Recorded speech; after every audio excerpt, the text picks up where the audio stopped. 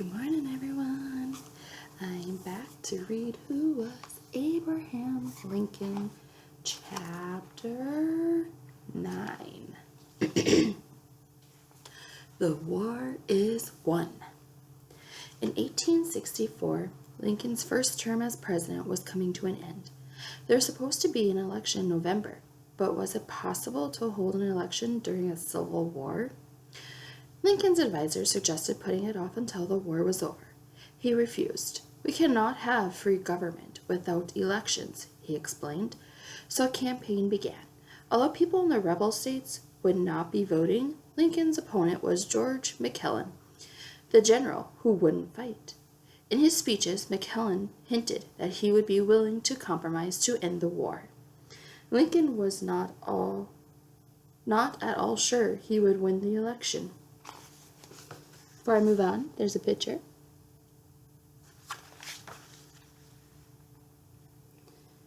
Many Americans were fed up with the war. They were ready to vote for anyone who promised a quick end. But Lincoln knew that the soldiers supported him, so he made sure they were able to vote. Then, right before the election, the Union won some huge victories. General William Sherman, who had been trained by Grant, captured Atlanta. General Philip Sheridan, who also trained by Grant, won a series of battles in Shenandoah Valley, and Grant himself was close to taking the Confederate capital at Richmond, Virginia. With faith in the war restored, the voters elected Lincoln to a second term.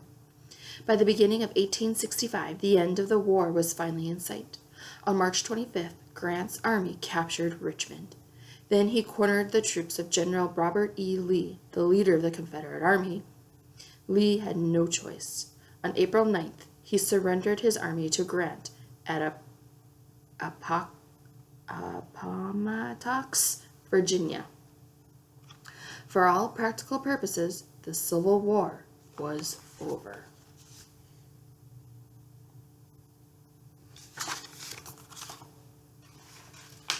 Lincoln was not present for the surrender. The two generals met in the courthouse. Grant was careful to treat Lee generously. He knew that was what Lincoln wanted. The defeated soldiers would not be paraded through the streets or mocked. They would even be allowed to keep their houses, and Grant arranged for food to be given to the starving Confederate troops. Back in Washington, excited crowds surrounded the White House. Everyone was calling for Lincoln. Tad was given a big cheer when he appeared at the window waving a Confederate flag. Then Lincoln arrived. He asked the band to play the Southern song, Dixie. He had always liked the tune, he said, and now the song belonged to the whole country again. Lincoln had been planning for this day for a long time. Bringing back peace was even more important than a waging war. And it was going to be just as difficult. With Lincoln's encouragement, Congress passed the 13th Amendment to the Constitution. This amendment would outlaw slavery everywhere in the United States. In his second inaugural speech, Lincoln had said that he wanted to welcome the rebel states back to the Union. But as he spoke to the crowd outside the Capitol building, not everyone was cheering for him. A photograph shows John Wilkes Booth and his comrades standing nearby. These men were already plotting to kill the president.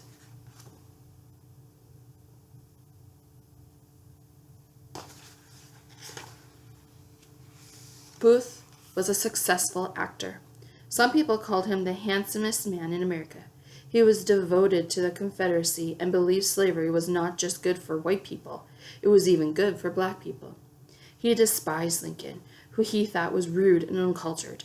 He was sure Lincoln was destroying the country.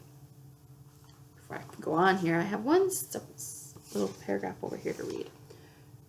Reconstruction. Lincoln wanted to welcome the rebel states back to the Union with open arms. After Lincoln's death, his vice president, Andrew Johnson, tried to follow Lincoln's wishes, but he did not believe in equal rights for blacks. Even so, Congress passed the 14th and 15th Amendments, granting blacks civil rights and giving black men the right to vote. The South had to be forced to accept them. To do this, instead of restoring the rebel states to their full rights, as Lincoln had hoped to do, Congress imposed a military government on them. It was the beginning of years of violence and racial hostility. Would Lincoln have done a better job? We will never know. About a month into his second term, Lincoln had a terrible dream. In it, he walked into the White House and saw himself lying dead in a coffin. He asked a guard what had happened. The guard said he was killed by an assassin. 3 days later, on April 14th, 1865, Lincoln went to a comedy at Ford's Theater with his wife and some friends. He and Mary wanted to relax and enjoy themselves. That afternoon, he said to her, "We must both be more cheerful in the future." At the theater, Lincoln sat in the rocking chair, and Mary hung on his arm and flirted with her husband. John Wilkes Booth learned Lincoln was going to be at the theater. Booth had acted there and knew his way around the building, so he had no trouble getting in and sneaking upstairs to the president's private box.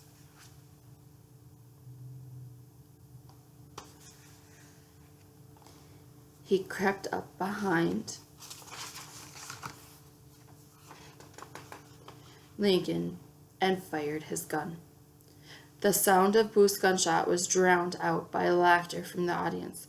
Booth escaped by leaping dramatically to the stage. This was a showy move he had often used when he was acting. Lincoln did not die immediately. He was carried from the theater to a house across the street. The bed there was so small that the tall president didn't fit on it. He had to be propped up on pillows. Surrounded by his family, doctors, and advisors, he lay in a coma for 9 hours. At 7:22 the next morning, Abraham Lincoln died. He was 56 years old.